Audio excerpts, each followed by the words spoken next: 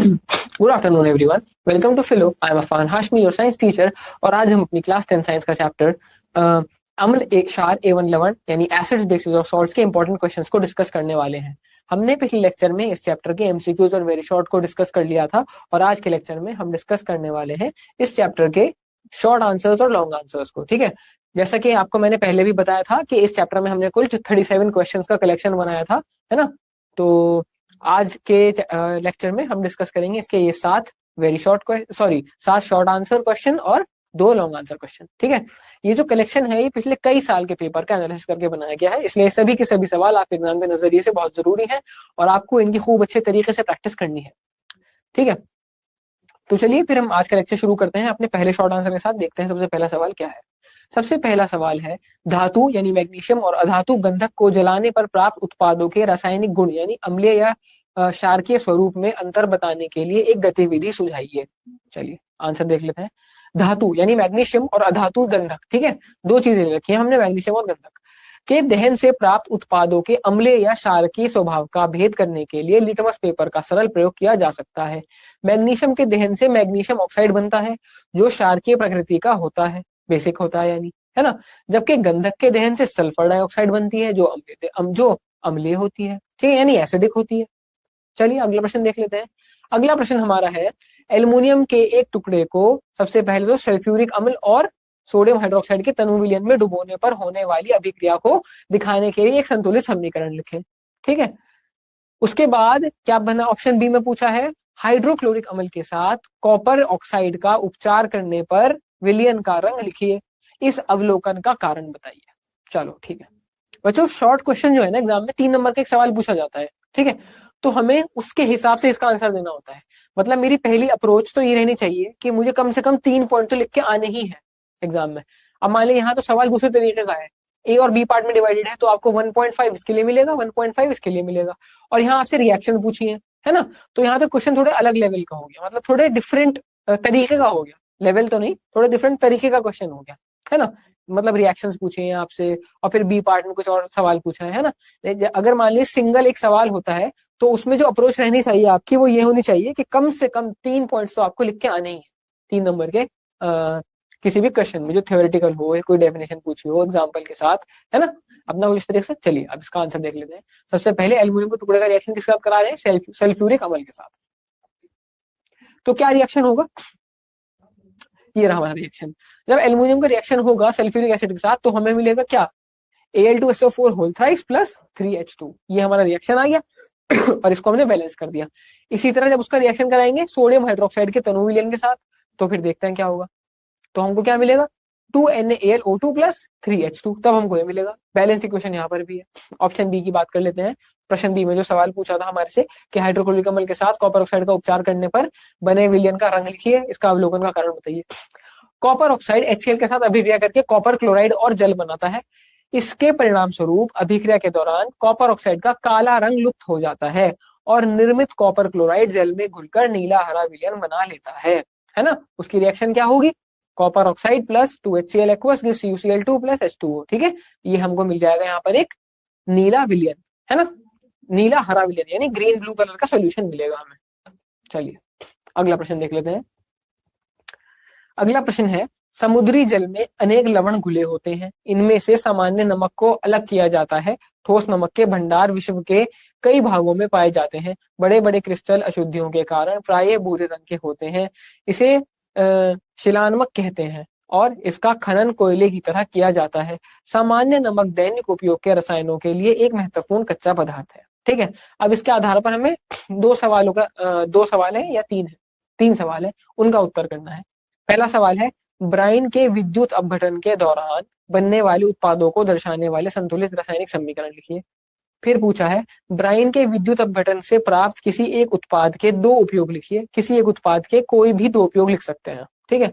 Option number C में पूछा है सबसे पहले, एक हल्का गैर संक्षारक क्षारीय लवण ए जिसका उपयोग भोजन शीघ्र पकाने के लिए किया जाता है को तीव्र ताप पर गर्म करने पर यौगिक भी प्राप्त होता है जिसका उपयोग जल की स्थायी कठोरता को दूर करने के लिए किया जाता है। ए और बी को पहचानी तथा ए को गर्म करने पर होने वाली अभिक्रिया का समीकरण भी लिखिए।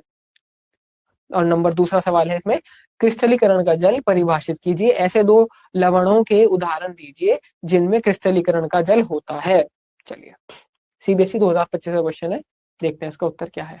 सबसे पहले तो हम उसकी रिएक्शन बता देंगे जो हमारे से पूछी गई है। सबसे पहले है ना, ब्राइन के विद्युत अपघटन के दौरान बनने वाले उत्पादों का वर्णन, है ना। सबसे पहले चलिए देख लेते हैं। जब हम सोडियम क्लोराइड में पानी मिलाएंगे, उसमें इलेक्ट्रिसिटी पास कर देंगे, तो हमको क्या मिलेगा, 2NaOH plus H2 plus Cl2, ठीक है, ये मिल जाएगा हमको। ऑप्शन नंबर बी में उपयोग पूछे थे। H2 का उपयोग होता है ईंधन के रूप में, यानी अमोनिया उर्वरकों हेतु के निर्माण में। Cl2 की बात करें, ये होता है जल कीटाणु शोधन में, है ना। जैसे आपने देखा होगा ब्लीचिंग पाउडर और पीवीसी के निर्माण में जो जो Cl2 होती है, उसको जल कीटाणु शोधन में, जैसे आपने देखा होगा स्विमिंग पूल्स, उसमें भी क्लोरीन डाली जाती है ना, तो वो इसीलिए होता है जिससे कि जो कीटाणु हो जाते हैं जल में, उसके शोधन के लिए, ठीक है ना। फिर बात करते हैं सी पार्ट की। ए जो है वो हमारा हो जाएगा सोडियम हाइड्रोजन कार्बोनेट यानी बेकिंग सोडा। बी हमारा हो जाएगा सोडियम कार्बोनेट यानी वॉशिंग सोडा, ठीक है। ए को गर्म करने पर क्या होगा भाई, जब हम सोडियम हाइड्रोजन कार्बोनेट को गर्म करेंगे तो क्या होगा, हमको क्या मिलेगा, सोडियम कार्बोनेट यानी washing soda plus H2O plus CO2, ठीक है। फिर बात करेंगे डेफिनेशन की, क्रिस्टल ऑर्डर ऑफ क्रिस्टलाइजेशन की।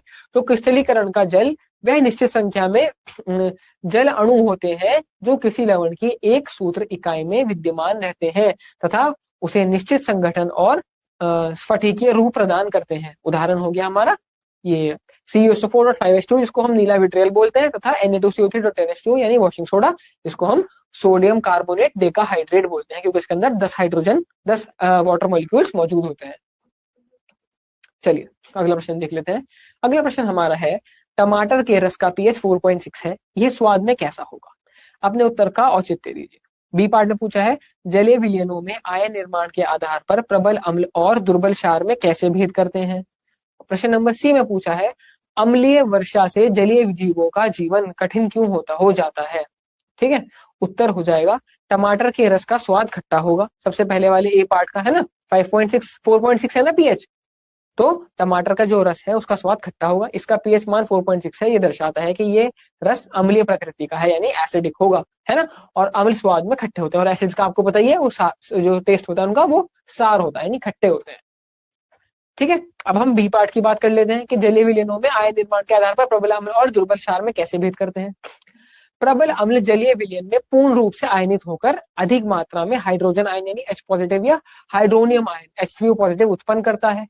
दुर्बल क्षार जलीय विलयन में आंशिक रूप से आयनित होकर, यानी पार्शली जो है, पार्शली ये आयनित होता है, आयनित होकर कम मात्रा में हाइड्रोक्साइड आयन उत्पन्न करता है, यानी OH नेगेटिव आयन उत्पन्न करता है, ठीक है। अब हम बात कर लेंगे प्रश्न नंबर सी की, जो था अम्लीय वर्षा से जलीय जीवों का जीवन कठिन क्यों हो जाता है।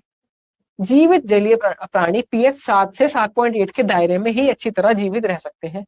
अम्लीय वर्षा जो है वो पीएच जो है उसका 5.6 से के करीब हो जाता है ना, से जलीयाशो या पीएच घट जाता है और इससे भी कम हो जाता है ना, जिससे जल अधिक अम्लीय होकर उनके लिए श्वसन एवं जीवन प्रक्रियाएं प्रभावित करता है, ठीक है। वो किस रेंज में रह सकते हैं हेल्दीली, 7.0 से 7.8, इसमें वो स्वस्थ रह सकते हैं। लेकिन जब 5.6 या उससे भी कम हो जाएगा, तो जो उनका मतलब पीने का पानी है या जो भी है सबके अंदर जो है वो जल मिल जाएगा, है ना, जिससे क्या होगा, जल अधिक अम्लीय होकर उनके लिए श्वसन एवं जीवन प्रक्रिया प्रभावित करता है ना, और उनका जीवित रहना कठिन हो जाता है। प्रश्न नंबर 33 की बात कर लेते हैं। बेकिंग पाउडर का उपयोग केक बनाने में किया जाता है। यदि घर पर बेकिंग पाउडर के स्थान पर बेकिंग सोडा का उपयोग कर दिया जाए तो केक के स्वाद पर क्या प्रभाव पड़ेगा और क्यों। चलिए देख लेते हैं इसका उत्तर। यदि बेकिंग पाउडर की जगह बेकिंग सोडा का उपयोग किया जाएगा तो बेकिंग के बाद केक में थोड़ा कड़वापन का स्वाद आ सकता है, ठीक है।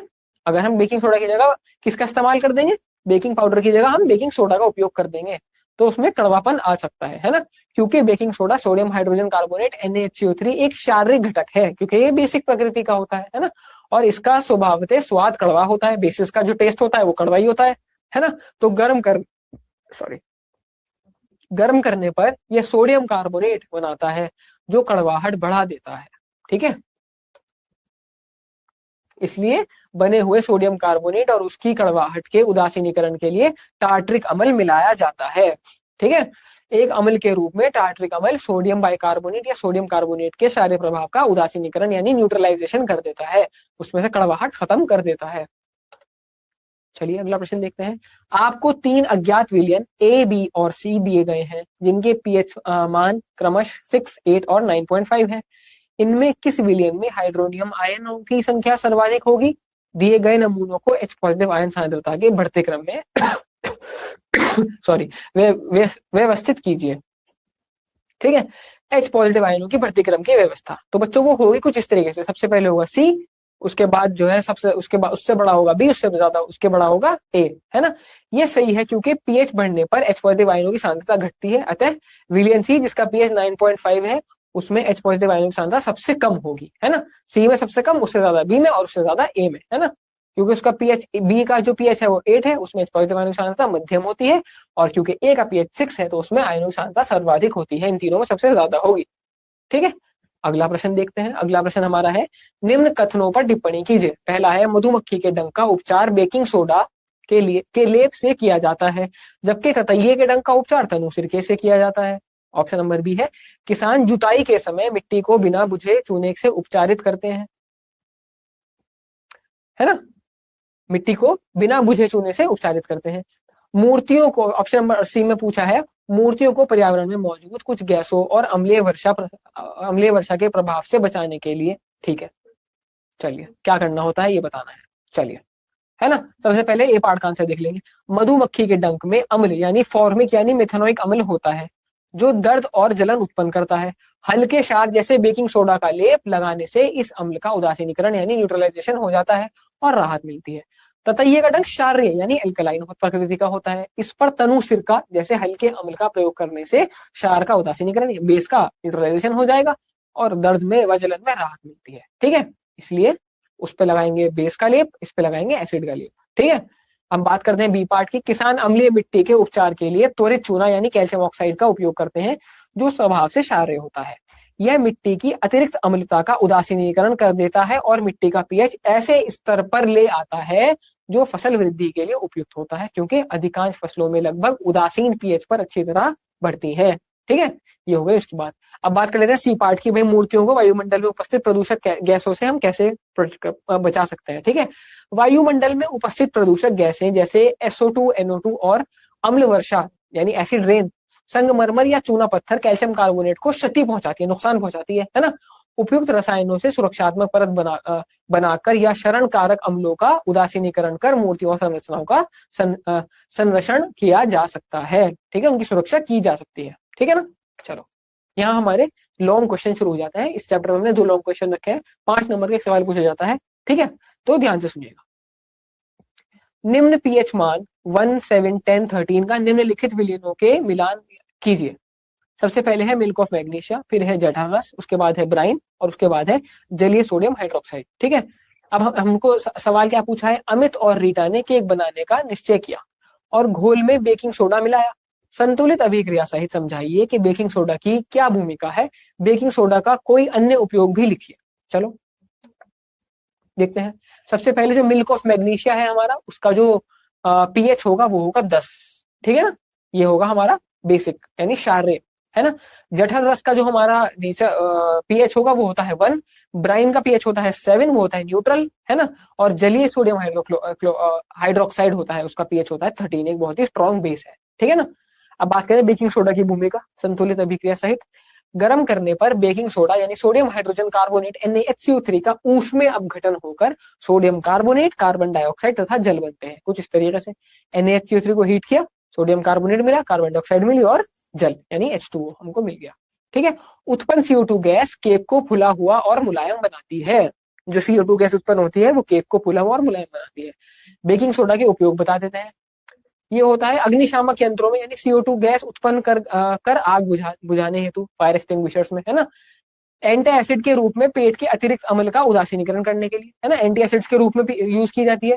पेट में अगर एसिडिटी मतलब अतिरिक्त अम्ल का उसको न्यूट्रलाइज करने के लिए, एसिडिटी को वो करने के लिए, न्यूट्रलाइज करने के लिए यूज किया जाता है एंटी एसिड्स के रूप में। कीट के डंक के अम्लीय प्रभाव का उदासीनीकरण करने के लिए, किसी भी कीट के डंक का जिसका प्रभाव अम्लीय होता है उसका न्यूट्रलाइजेशन यानी अम्लीकरण उदासीनीकरण करने के लिए। प्रश्न नंबर 37 हमारा है, एक तो दुग्ध दुग्ध विक्रेता यानी दूध वाला ताजे दूध में बहुत कम मात्रा में बेकिंग सोडा मिलाता है। ठीक है, ए पार्ट में पूछा है वह ताजे दूध का पीएच 6 से थोड़ा क्षारकीय क्यों कर देता है।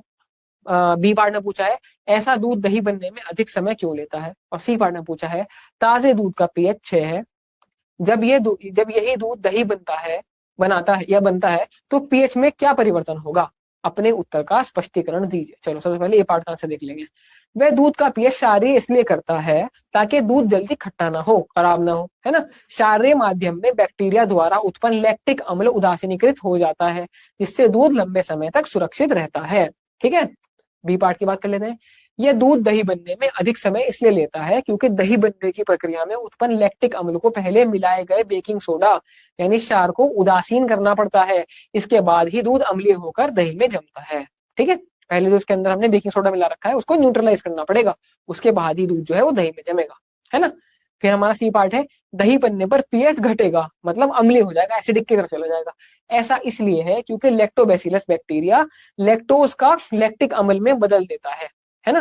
जो लैक्टोबैसिलस बैक्टीरिया होता है वो लैक्टोज जो प्रेजेंट होता है दूध के अंदर उसको लैक्टिक एसिड में बदल देता है, जिससे पीएच 6 से कम हो जाता है। ठीक है, तो बच्चों इस चैप्टर के लॉन्ग आंसर और शॉर्ट आंसर हमने डिस्कस कर लिए हैं, है ना, 3 नंबर वाले और 5 नंबर वाले सवाल। तो ये चैप्टर हमारा यही खत्म होता है। अब आपको क्या करना है, इसको बहुत अच्छे तरीके से रिवाइज करना है, इन क्वेश्चंस की प्रैक्टिस करनी है। ठीक है, जैसा कि मैंने आपको बताया था ये क्वेश्चन आपके एग्जाम के नजरिए से बहुत जरूरी है और इस बात के चांसेस बहुत ज्यादा है कि इनमें से ही कोई क्वेश्चन आपके एग्जाम में रिपीट हो जाए, तो इसलिए इनको अच्छी तरह मन लगा के पढ़िएगा और हम आपको मिलेंगे अगली क्लास में एक नए चैप्टर के इंपॉर्टेंट क्वेश्चंस के साथ। तब तक के लिए थैंक यू।